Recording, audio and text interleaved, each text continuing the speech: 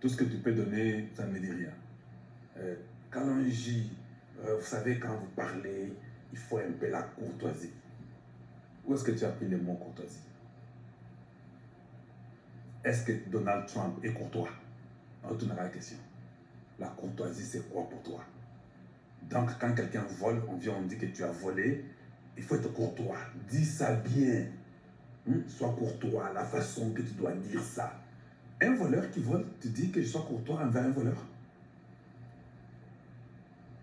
Donc, j'ai comme l'impression que même les études vous ont détruit. Vous n'êtes pas réel, vous êtes dans un monde fictif. Vous ne raisonnez pas. Et j'ai mal de vous entendre, vous, des hommes responsables, capables, à l'université, mais en réalité, en quoi servira la courtoisie à un peuple pauvre qui souffre? Ça, c'est un langage des colons belges qui sont venus chez vous, vous dire quand on vous gifle à gauche, donnez la droite, qui vous prêchent l'évangile stupide, où on vous abrutit, mais votre Dieu vous dit, soyez prudents, et comme les serpents, il vous dit, je vous donne cette terre, allez-y, et cultivez-la, mais vous, on vous abrutit dans vos esprits, vous me parlez de la courtoisie pour que je sois courtois. Courtois pour qui et envers qui? Quand mon pays, les gens souffrent, ils sont pauvres. Ils ne mangent pas bien, ils ne dorment pas bien. Il n'y a pas de bonne éducation, il n'y a pas de bonne route, il n'y a pas de courant, il n'y a pas d'eau. Vous me demandez à moi d'être courtois. Quelle est la courtoisie que Kalonji va faire pour toi? Sur la terre, tout est intérêt. Ma courtoisie est en intérêt pour toi. En quoi? Tu dois être content et suggérer que je ne sois pas courtois. C'est ça que toi tu dois faire. Pour que ça t'aide peut-être un jour que tu te retrouves toi et ta famille. C'est pas possible. Au Kalonji, mais vous savez, quand Tshisekedi est en train de prendre les gens de l'église Philadelphie, peut-être il a besoin de la qualité, voilà pourquoi il n'a pas trouvé cette qualité dans la ligne d'épaisse. Pouvez-vous me dire, les gens de Philadelphie que Tshisekedi a pu nommer là, qu'est-ce qu'ils ont déjà produit pour la République? Vous voulez toujours parler bêtement et inutilement. Il faut vous taire. Les gens qu'on a nommés là, vous avez déjà leur bilan? Si du moins on a un bilan très positif des gens de Philadelphie, nous pouvons même venir dire que t'es bateau Mosala Mosala, Botika Bango, Baïdi Mosala. Des foutrons qui volent l'argent de la République. Mieux vaut alors que même les gens de l'IDPS aient des postes là. Donc vous voulez dire que les gens qu'on nomme sont instruits, sont intelligents. Et quand il y a des problèmes qui arrivent, ce sont les mêmes démunis de l'IDPS qui vont sortir dans les rues, qui sont maigrichons, qui n'ont même pas une bonne santé. Ils sont dans la quarantaine, cinquantaine, pas même mariés, ils n'ont même pas un petit travail. Et en 2028, ce sont eux qui vont sortir pour venir parler pour que Tshisekedi soit encore président. C'est comme ça. Et les gens de Philadelphie en 2028 vont rester en arrière en train d'observer et nous sortir encore des prophéties. Vous commencez à vous jouer avec les gens. Hein? C'est comme si le raisonnement, la réflexion du peuple est foutu. Vous savez combien de temps nous avons perdu? Vous savez combien de temps nous avons perdu? Et nous devons parler de ça. Quand nous venons, nous dévoilons les choses ne sont pas prises au sérieux. 6 mois, 1 année, 2 ans après, les gens meurent, ils abandonnent Goma, mais on a déjà annoncé ça avant. Donc vous ne pensez pas à tous ces retards-là, à toute cette tuerie qu'on pouvait éviter.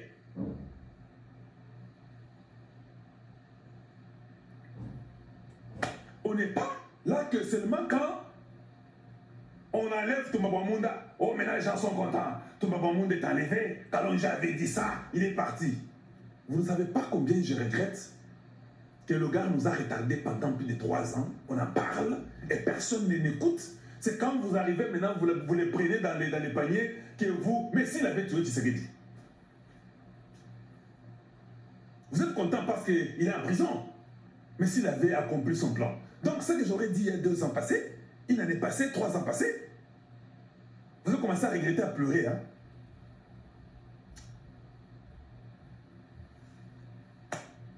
Je ne sais pas comment il faut éduquer les gens. Quand vous retardez un programme, quand vous retardez une réalité, je suis venu, j'ai sorti la liste, j'ai cité tout le monde. Tout le monde qui est dans la liste est complice et aujourd'hui tout le monde en parle. Mais cette liste-là, vous l'avez jetée, non? Eh mais c'est pas possible. On dit bien le plan pour tuer Soleil. Je vous ai dit que le Soleil c'était Tshisekedi. J'ai cité tout le monde qui est dans les plans pour tuer Tshisekedi. Et après avoir cité tout le monde, vous attendez plus de 6 mois, 3 mois pour maintenant commencer à arrêter les gens. Mais c'est pas vrai. Il n'y a pas de fumée sans feu. Vous prenez d'abord les gens. On est venu, on a commencé à me condamner. Et alors, j'ai quand même dans mon ailleurs. Oui, de l'autre côté, aux autres, il y a caca. J'écris, mais je dis la vérité. J'écris comme Jean-Baptiste. Jean-Baptiste criait dans le désert, mais il disait vrai.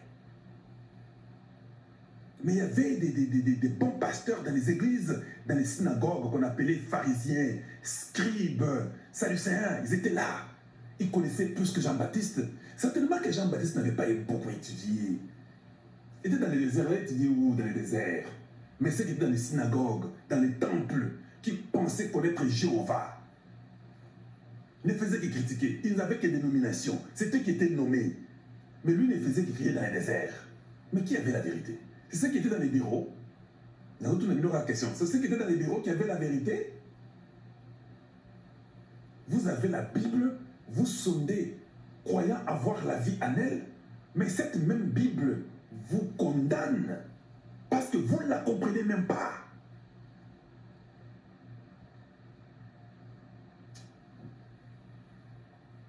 Des simples histoires. Jean-Baptiste dans le désert, il crie, il parle, il vous dit le vrai chemin à suivre. Personne n'écoute, personne ne veut suivre. Quelques individus écoutent et suivent. La majorité bornée dans les temples, en train de dire que non, cet enfant-là, c'est un enfant bâtard quelque part, mais qui est ces garçons-là qui crient tout le temps dans les déserts, racontant qu'il connaît Dieu, qu'il connaît quoi? Mais oui, il connaît plus que vous qui êtes dans les temples. Vous, les scribes, les sadducéens, les écrivains, mais dans la tête zéro, vous ne reconnaissez pas les signes du temps. Vous ne reconnaissez pas les signes du temps. Pour parler de cela, pour parler que de cela, les mêmes scribes, les mêmes sadducéens, les mêmes personnes dangereuses, comme ils savaient que c'était difficile d'avoir Jésus, qu'est-ce qu'ils ont fait? C'est dans l'équipe de Jésus qu'ils ont collaboré avec Judas. Comment vous ne pouvez pas prendre ça pour mettre sur la vie de Tshisekedi? Voici la réalité sur les nominations. Donc je comprends, quand j'ai fait un raisonnement simple, je dis, nous avons d'abord 2 fronts. Le premier front, c'est le front militaire. Attaquons Tshisekedi, faisons la rébellion, détruisons-le, qui ne bouge rien, qui ne touche pas la Constitution, qui ne change rien de ce pays là-bas, que son temps finisse, qu'on les tue même avant et qu'il s'en aille. Ça, c'est le front militaire avec le Rwanda. Le front militaire a une autre facette qui est l'Ouganda, où je parlerai encore aujourd'hui de l'Ouganda. Mais on dit d'abord la facette Rwanda, avec les Français, tous les ennemis de la République derrière. Mais ils ont aussi l'Ouganda. Et puis il y a un front administratif. C'est pourquoi la réalité, c'est la nomination, vous devez comprendre. Le plan administratif est dangereux que le plan militaire. Le plan militaire, quand vous perdez une ville, tout le monde voit que vous avez perdu une ville. Quand vous récupérez une ville, tout le monde voit que vous avez récupéré une ville. C'est ça la réalité des choses. Et nous voyons que sur le plan militaire, ça devient un peu difficile. Parce que Tshisekedi a pris le courage de parler des Wazalendo que tout le monde diabolisait. Le monde entier, la France, tout le monde a diabolisé les Wazalendo, qui sont les meilleurs de la République. Et l'histoire retiendra que le Congo a fait les Wazalendo. Ce sont ces gens-là qui ont fait barrage que les villes ne tombent pas. Mais nous savons que le front administratif est le dangereux.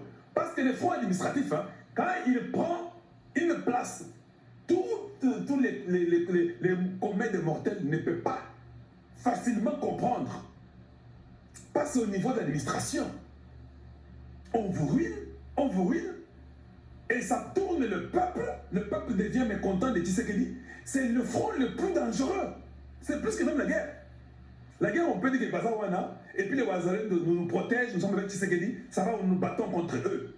Mais sur le plan administratif, comment allez-vous convaincre un papa qui était dans l'IDPS pendant 25 ans, qui a un papier universitaire, que ses enfants sont morts, ou son argent a été donné au parti? Et quand le parti est là, ils ont le président de ce parti-là, le papa est oublié. Il est oublié dans la nature. Vous ne pensez pas que c'est le front le plus dangereux, qu'ils vont tourner beaucoup de gens contre Tshisekedi? Vous ne pensez pas ça? Alors, maintenant, comment les fronts là fonctionnent? Facilement pour vous. Comment les fronts là fonctionnent comment? Devenez membre sur TikTok, s'il vous plaît.